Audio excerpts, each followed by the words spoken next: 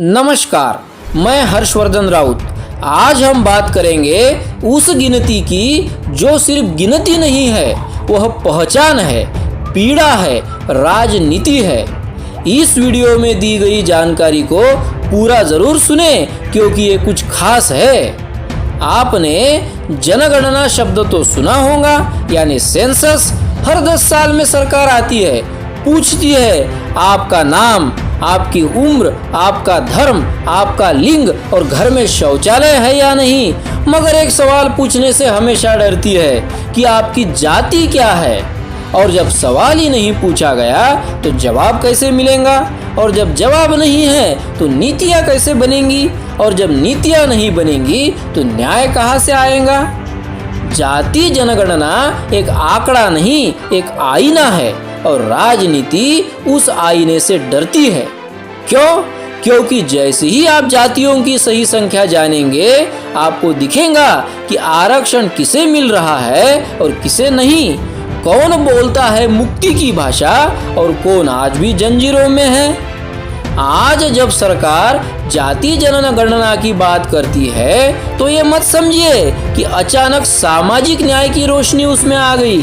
ये रोशनी नहीं, चुनावी बल्ब है जो हर 5 साल में जलता है। देश में जाति आधारित जनगणना की बात फिर से उठी है तो सरकार कह रही है कि ये सामाजिक न्याय की दिशा में ऐतिहासिक कदम है। मगर जनता पूछ रही है, इतिहास तो आपने पहले भी लिखा था, अब उसमें संपादन क्यों कर रहे हैं। जो लोग वर्षों से आरक्षण के खिलाफ खड़े थे, आज कह रहे हैं हमें भी गिनो। जो सत्ता में थे उन्होंने कभी पूछा नहीं कि कितने दलित है, कितने ओबीसी है। अब चुनाव के पहले उन्हें याद आ गया कि ये आंकड़े भी जरूरी है, क्योंकि आंकड़े वोट में बदलते हैं। जाति अब सिर्फ पहचान नहीं है, आंकड़ा है जिसे जोड़कर सत्ता का समीकरण बनता है। आपके घर जब जाति जनगणना अधिकारी आएंगे और कहेंगे कृपया अपनी जाति बताए, तो आप सोच में पड़ जाएंगे। क्या बताए? वो जाति जो सरकार को याद नहीं रहती जब स्कूल में मास्टर नहीं है, या वो जाति जो केवल तब दिखती है जब चुनाव आता है। ये गिनती अब समाज के भले के लिए नहीं, सत्ता के भविष्य के लिए हो रही है। जातियाँ गिनी जाएंगी, बांटी जाएंगी, फिर उन पर नीतियाँ बनेंगी। शायद लागू न हो पर भाषण जरूर दिए जाएंगे और आपको लगेगा कि बदलाव आ रहा है। मगर क्या वो बदलाव आपके जीवन में होगा या केवल घोषणाओं में?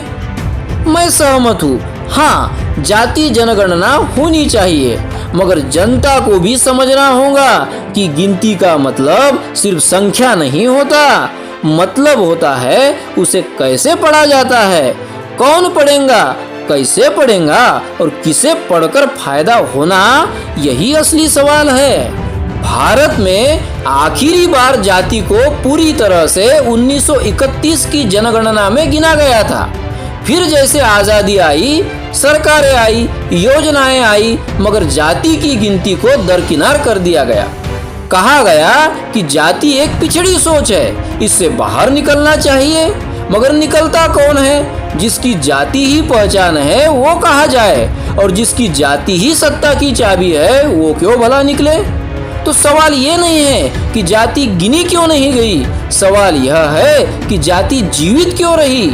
70 साल तक हर सरकार ने जाति पर भाषण दिए, किसी ने इसे मिटाने की बात की, किसी ने इसके नाम पर वोट मांगे, मगर जब बात आई डेटा की तो सबकी जबान सिल गई।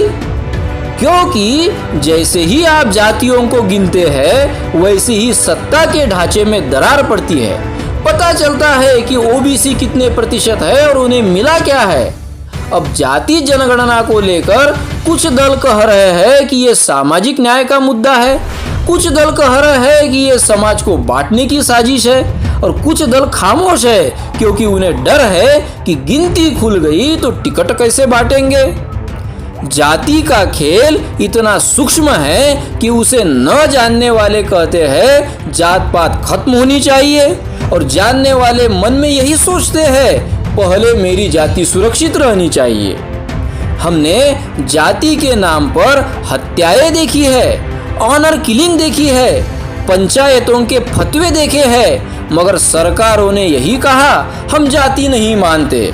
तो फिर पूछिए, अगर आप जाति नहीं मानते तो आप किस आधार पर आरक्षण दे रहे हैं या किस आधार पर जाति आधारित गठबंधन बना रहे हैं? सच तो यह है कि सरकारें जाति को नजरअंदाज नहीं करती, वह उसे गिनती से बाहर रखती है ताकि उसे बिना जवाबदेही के इस्तेमाल कर सके। मीडिया ने तो जाति जनगणना को ऐसे कवर किया जैसे कोई बेमौसम बरसात हो गई हो। कुछ चैनल्स ने तो इसे वोटों की राजनीति कहकर खारिज कर दिया और कुछ ने सिर्फ बहस के नाम पर जातियों की नीलामी लगा दी। कौन कितने प्रतिशत, कौन सबसे बड़ा वोट बैंक, कौन किसको काटेगा। टीवी डिबेट में जाति सिर्फ टीआरपी का मसाला बन जाती है। असल मुद्दा न्याय, संसाधनों का बंटवारा, शिक्षा, रोजगार, वो कहाँ गायब हो जाता है, उसे तो कोई नहीं पूछता। जाति का जिक्र हमारे समाज में शर्म का कारण बनता है, लेकिन उसी जाति के नाम पर आरक्षण लिया जाता है, वोट लिया जाता है, दंगे कराए जाते हैं। तो शर्म किस बात की? जाति को मिटाना है तो पहले उसकी गिनती तो करनी पड़ेगी। जब आपको पता ही नहीं कि कौन पीछे है, कौन कितनी सुविधाओं से वंचित है, तब तक आप नीति कैसे बनाएंगे? जातियों का डेटा नहीं होना जानबूझकर आंखें मूंद कर लेने जैसा है। आंकड़े मांगे जाते हैं ताकि सच्चाई सामने आए, लेकिन डर यही है, अगर ओबीसी 50% से ज्यादा निकले तो क्या 27% आरक्षण काफी होगा? अगर एससी एसटी की संख्या कम हो तो क्या आरक्षण कम कर देंगे? अगर ब्राह्मण, बनिया, ठाकुर कम निकले तो क्या उनका प्रभाव घटेगा? तो आंकड़े नहीं चाहिए ताकि झूठ की राजनीति चलती रहे, ताकि हर पार्टी अपने हिसाब से जातियों का नक्शा बनाती रहे बिना जवाबदेही के।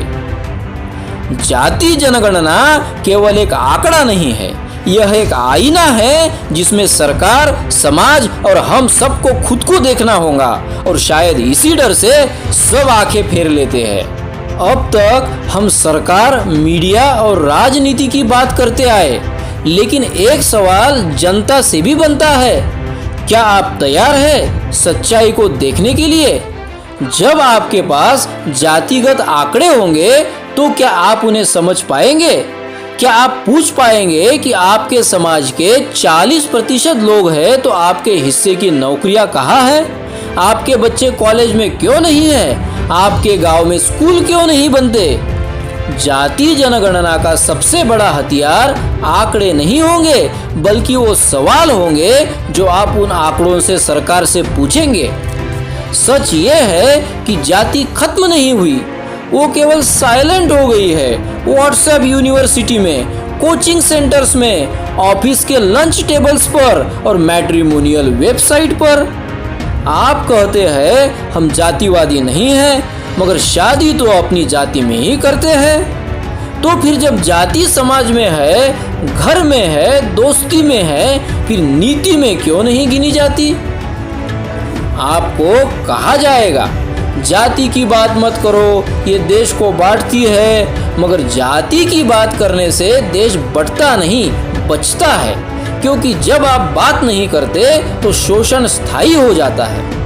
आपको कहा जाएगा सिर्फ मेहनत से सफलता मिलती है, मगर कोई नहीं पूछेगा कि किसके पास मेहनत करने के लिए जमीन थी, स्कूल था, किताबें थी। तो जनता को अब समझना होगा कि जाति जनगणना सिर्फ वोट नहीं है, आपका हक है जानने का, पूछने का और बदलने का। जाति जनगणना केवल आंकड़ों की कवायद नहीं है, ये भारत के लोकतंत्र का असली एक्सरे है। और जैसे ही एक्सरे निकलेगा, हड्डियां दिखेंगी, कहीं टूटी हुई, कहीं विकृत, कहीं जन्म से ही झुकी हुई। तब कोई कहेगा ये तो पुरानी बात है। अगर ये इतनी पुरानी बात है तो आज तक दर्द क्यों दे रही है? सत्ता कहती है हम सबको एक नज़र से देखते हैं, लेकिन जब रिपोर्ट कार्ड मांगो तब कहती है कागज नहीं है। आपने देखा होगा हर सरकार ने कभी ना कभी गरीबी हटाने का नारा दिया, मगर जाति हटाने की बात नहीं की, क्योंकि गरीबी हटाने से कुछ वोट आ सकते हैं, मगर जाति की सच्चाई दिखा दी तो सत्ता हिल सकती है। आज भी देश के कई हिस्सों में लोग अपनी जाति छुपाते हैं, नौकरी पाने के लिए, इज्जत बचाने के लिए, और कई लोग अपनी जाति दिखाते हैं सत्ता पाने के लिए, वर्चस्व बनाए रखने के लिए। जाति मिटाने का सपना तब तक अधूरा रहेगा जब तक उसे गिना नहीं जाएगा। जब तक सच सामने नहीं आएगा तब तक न्याय की नींव कमजोर रहेगी।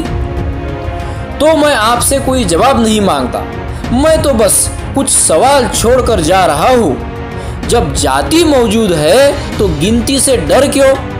जब आरक्षण दिया जा रहा है तो आंकड़े छुपाए क्यों? जब सरकार कहती है कि वो पिछड़ों के लिए काम कर रही है तो उसे पता भी है कि पिछड़े हैं कितने? और जब आप कहते हैं कि जाति नहीं मानते तो चुनाव जाति के आधार पर क्यों लड़ते हैं? मैं हर्षवर्धन राउत और मेरी यही कोशिश है कि आप हर मुद्दे को समझें, उसकी गहराई में जाए, ताकि कोई आपको सिर्फ गिनती तक सीमित न कर सके, क्योंकि जब तक आप सिर्फ गिने जाएंगे तब तक पहचाने नहीं जाएंगे। नमस्कार।